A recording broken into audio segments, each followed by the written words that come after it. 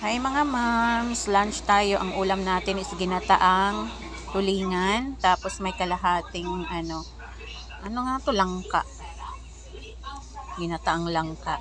Mas pasarap na naman yung kain natin nito mga moms kasi yan yung paborito ko, ginataang tulingan.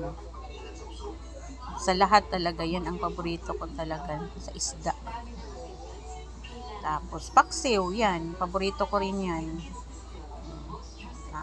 Paano naman yan yung kanin natin dito? 2 kanin. Kasi paborito ko talaga yung isda. Lami gid kaayo pag isda ang kanon. Ang sabaw. Ay, sarap.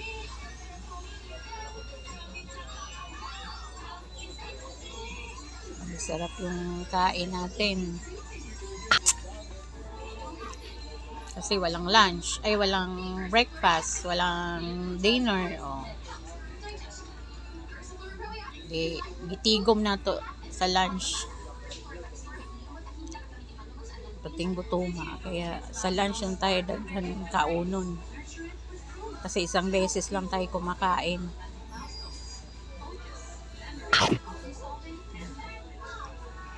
Ganyan talaga ako pag kumakain. Ako lamon. Ang langka nila, grabe kasarap. Dito sa probinsya, di kumakaog langka eh. Yung lang, yung prutas. Ay yung paghinog. Pero pag utan, tigyog ko mukaon. Kasi probinsya, daghan magkaing mga gulay. Ayan yung sabaw natin, may sa sinigang. May kasama pang gulay sa sabaw. Sarap din yung sabaw eh. Kasi sinigang, hindi katulad ng ibang sabaw na sabaw ng medyas. May saging tayo. Binigyan tayo ng saging. Sa iba kasi parang hinugasan na medyas. Joke lang. Ganyan yung ganyan yung sabaw nila sa kanila talaga. As in talaga yung kunwari kung may sinigang sila, sinigang yung sabaw nila, hindi yung gagawa ng sabaw. Yung mismong pinapakuluan talaga. Pag naman sinampalukan, mga ganyan, tinola. Din kasi malansa eh pag isda. Kahit bawal, sige.